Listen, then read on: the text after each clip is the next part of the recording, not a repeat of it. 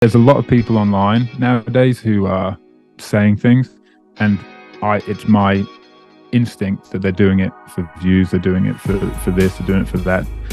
But there's some people who just genuinely have a really big heart and are trying to help. Not to say that they're not profiting from that, because that's okay, everybody needs to eat. But there's some people who are just genuinely sincere. And one of those people, actually the person that inspired me the most, was the book I read when I was about 20 years old by a guy called Tony Robbins.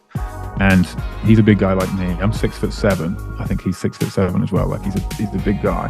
And he changed my perspective on life. And I've kind of loved him ever since. So the way that he speaks, how authentic he is, how much he's in the moment, I guess in some way, maybe I've never thought about it, but in some way I try to model that. His ability to be honest, his ability to cut through the crap. And if he has to use a swear word every now and again, he will. But he basically does whatever it takes to get his message across.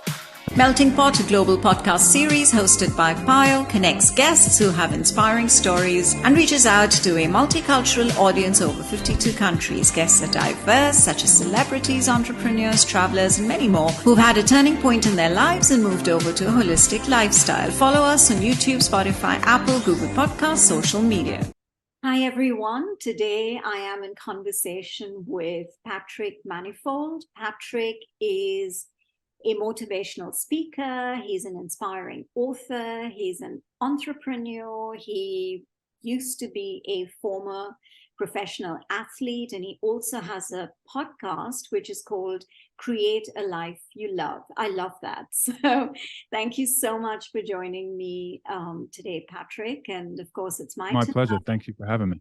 And it's I appreciate it. It's my tonight, and it's your morning, I'm assuming. So yeah, you did mention to me before we started the conversation, but I'd still like to know which part of Canada are you in?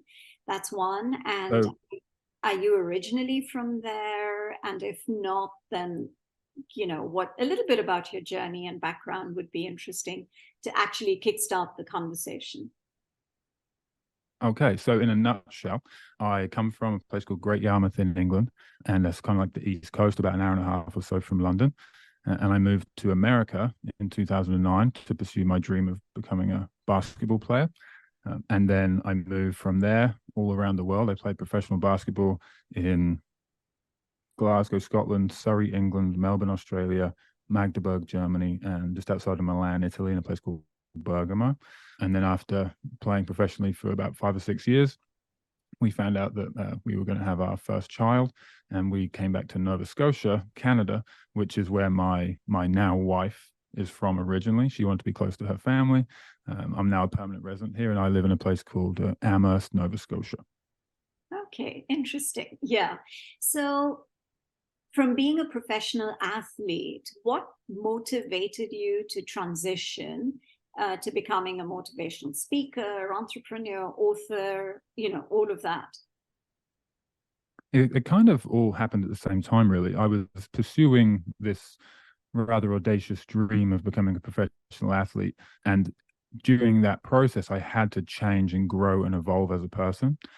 And by doing that, I learned all these lessons that later on I felt somewhat obligated to pass on, to share with other people. So then that turned me into speaking. People wanted to hear my opinion on things, why things were going well in my life, and they wanted to know kind of what I was doing to make that happen. And then naturally, after starting speaking, I started to write as well, pretty much all at the same time. So it all happened roughly the same time. The entrepreneurship part didn't start until after I retired from basketball. But the speaking and the writing, yeah, those are my two favorite things to do in the whole world. What are some of those key lessons that were a very important factor in this transition? Well, honestly, the honest answer is the least sexiest answer in the world. And it's targeted self-discipline. It was my ability to say, hey, and even potentially before that, the foundation, I believe, of all success is self-belief. If you don't genuinely believe that you can do that thing, you're not going to muster up the courage and the work ethic that it takes to make that happen. So first of all, you have to have the self-belief that that dream that you have in your mind is possible and that you're worthy of it. And then after that, it's just a case of saying, okay, I'm going to do it. Come hell or high water, rainy days, snowy days, sunny days, bad days, good days, every day. I'm going to work towards that goal. And that is what takes self-discipline, which, like I said, isn't the most fun, beautiful topic to talk Yeah. about. But I Yeah. promise if But that's I something think, that you can master, you can do anything. yeah, no, absolutely. I think that's the most important thing in order for you to actually go out there and succeed and achieve whatever it is that you've set your mind and the goals that you've set for yourself. No, I completely Right. understand that. So, can you share some of the strategies that you use when you are at a motivational speaking? I won't call it a gig, but when you are I know what you mean. yeah. And so, what are some of the strategies that you use in order to engage your audience? Number one, I always look at it as how can I provide the most value humanly possible during my time with these people? That's goal number one. So that's before I'm, looking into the crowd, asking the audience potentially either in person or whoever's hired me to do it, asking them, who's in the room? What are they looking for? What are the KPIs here? How can we create the most value possible? And then once I'm there, I'm just there 100%. I'm not thinking about my business, not thinking about my kids. I'm not thinking about basketball. I'm not thinking about what I'm going to have for dinner that night, which is normally on my mind quite often. But I'm only thinking about connecting with that people. And I have a habit, good or bad, of when I'm in a conversation with somebody, I look them in the eye, like dead in the eye. And it's hard not to listen to someone when they're just kind of like staring into your soul. And I kind of use that as a technique where when I'm speaking to audiences, I'm looking around the entire room. And when I do glance at you, I'm not glancing in your direction, I'm glancing into your eyes. And me and you are having a moment, we're having a connection. I think that allows people to feel comfortable with you. It allows people to actually listen and absorb what you're saying. So, yeah, bring value and then do everything I can to connect. And then just be, I said it earlier today to my team, just be unapologetically myself. Like, I like who I am. I'm positive and I believe that I'm here to offer value to these people. So I'm not shy, I'm not nervous. I'm just there as completely who I am, trying to serve and offer as much value as possible so that person can improve their life. Because you're a writer, you have speaking engagements, you have a podcast. How do you manage to get like a good balance between all of these different commitments that you have? Well, I think I have quite a unique perspective on balance, and it's been kind of percolating in the back of my mind the last couple of months because I'm extremely busy. I'll give you just a brief like nutshell of what my life looks like. I own two companies that consist of five businesses, which I'm the CEO and president of all of them. So most of my days are taken up by the business. I also have three children, all of them under five, and I just got married a few months ago or a few weeks ago, and had another child a few months ago. So my life is full, absolutely full to the brim. Every minute is kind of accounted for. So people say, "How do you do so much? How do you have balance?" And it's my belief that balance isn't. We always think about balance as like a seesaw, where one person on one side and the other's on the other. And if one's too heavy, the other one's out of sync. And we want to try and be on this like kind of equilibrium. We assume that's what balance is. I don't believe that's what balance is. I believe that balance is doing things that you love consistently within your life. And then when you do them, you are all there. So right now, my only concern right now is how can I bring value to you and your audience? How can I connect with you as a person? In this moment, I am 100% all in. When we leave here, I'm going to have a meeting with my team about what we're going to do for the rest of the day for this project we're working on. When I'm with them, I'm going to be all in. When I go home at lunchtime, I have a schedule where I make sure that I spend time with my daughter Sophia and then some time with my daughter Sienna. I am all in. There's nothing else happening in the world apart from those things. So for me, balance isn't equilibrium. How can I spend 20% of my time here and 20% there and 15% there? I don't believe that's what balance is. Balance is how can I fill my life doing as many amazing things that bring me joy, that contribute to my society, contribute to my community, and how can I be 100% present in those moments? To me, at least right now, I believe that is what balance is to me. Yeah, no, that makes a lot of sense. So could you talk a little bit about your podcast? I have heard some episodes, but I'd like to hear from you what, again, motivated you into starting the podcast and what really is the basis of it and what is the messaging that you would like to send out through your podcast, because it's got a very interesting title. It does, and that title is something that I'm absolutely obsessed with right now. Create a life you love. I believe, it's my sincere belief, that if you're not actively doing that, if you're not waking up every day and trying to get closer to creating a life that you genuinely love, I don't know what you're doing. Like, I physically do not know what you are doing as a human being if you're not actively trying to create a life that you love. Like, where are you spending your time? What are you doing? You watching Netflix? You watching Kim Kardashian shows? Like, what are you filling up your time with? Where you don't even, most people have no idea what they want, and that just astounds me. It blows my mind. How can you not know what you want? Everybody knows what they don't want, but not many people know what they actually want. They've not written it down. They've not given it some thought. They've not consulted people around them.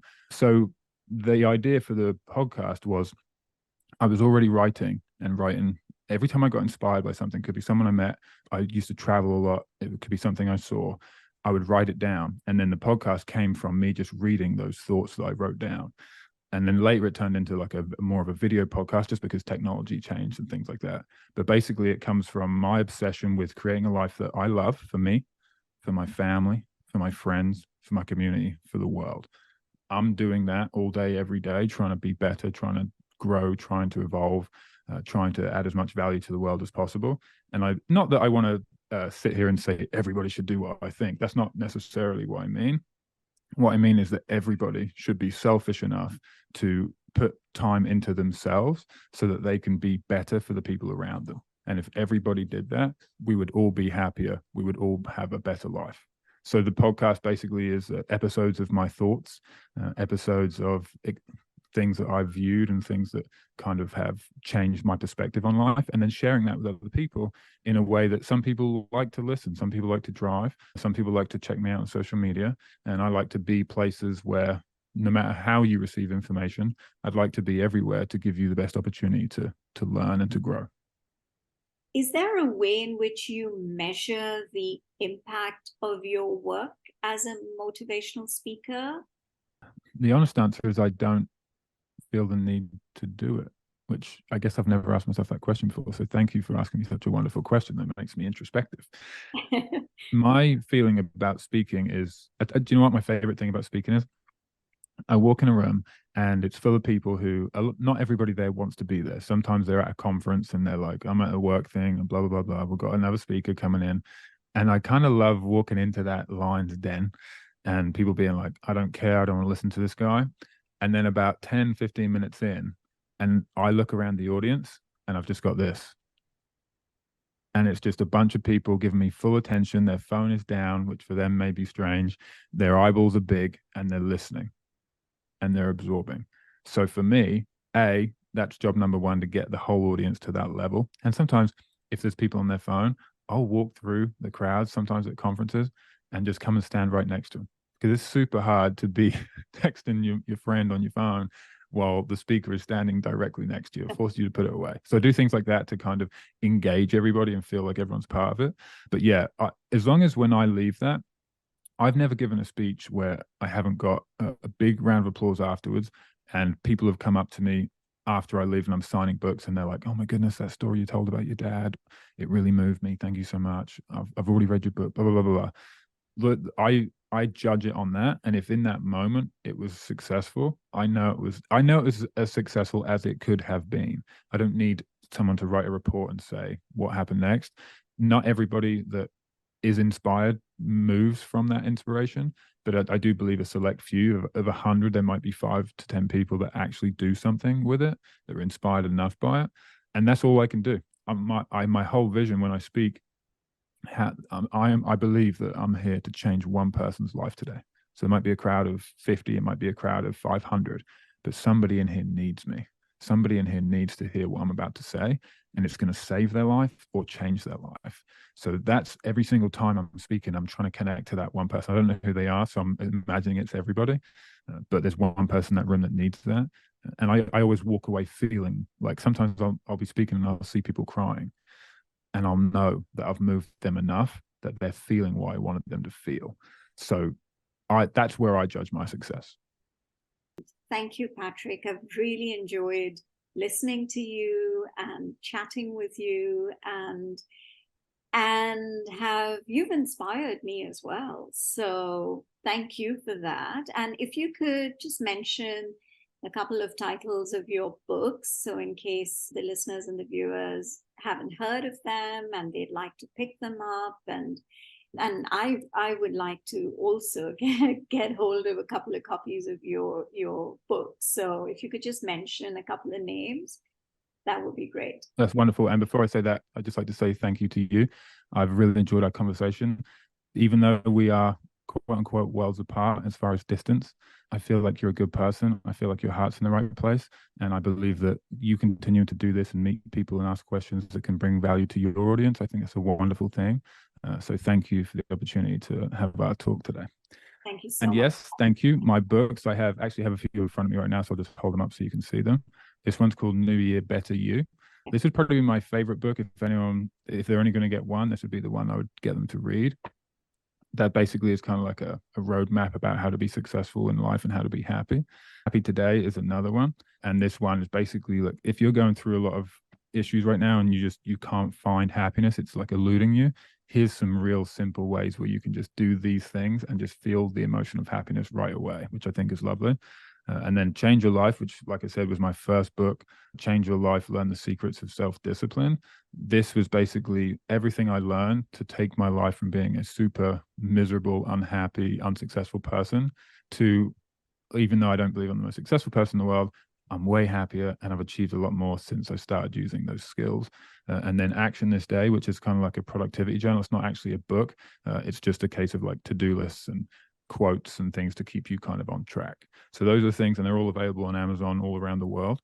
So I appreciate the opportunity to talk about them. And then my next book, which is actually called Hope and Happiness, which this is actually like a world exclusive. No one else, I've never told anyone this before. It's only recently that our team, we just changed the title. We just created the cover, and that's going to be coming out in the next kind of 2 or 3 months before kind of Black Friday, before Christmas time. So I'm really excited about that.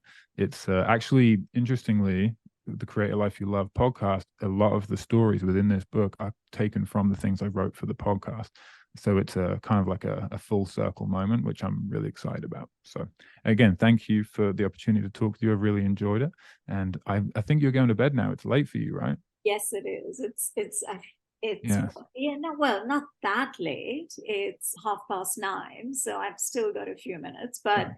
So you're on the way to bed and I'm just starting my day. I'm gonna grab a coffee and get back to work. I know, and it's the same with most of my guests, because I have a lot of guests who reach out to me are from your part of the world, and right. It's, or from Australia, or I mean, just everywhere. Right. So when that sounds like a lot of fun. You get to meet a lot of diverse people. Oh yeah, absolutely. And I have 2 shows, and again, it feels like I'm not talking to you for the first time, and I think, or you're a stranger, and I try and bring that out with most of my guests. I try and sort of be. Which is why I don't like this whole Q&A way of doing it. I prefer for it to be a very informal conversation, because you never know where it leads up to. Right. And I think you did a wonderful job. I think it's nice to just sit and answer questions like that you're potentially genuinely curious about in the moment. That feels a lot better than, hey, I had this written down and I'm going to stick to this. I think it's just more conversational. It felt nice. And again, same with you. I didn't feel like this is the first time we're meeting. We're worlds apart, but we're humans both on track to try and improve the world. And I think that's a beautiful thing. Yeah, great. Thank you. Thank you so much. You have a fabulous day, and we'll be in touch. Thank you. Thank you. For more weekly conversations, do listen to Melting Pot on Spotify, Apple, and Google Podcasts. Follow us on YouTube and on Instagram at Podcast Melting Pot. So until the next episode, this is Payal signing off.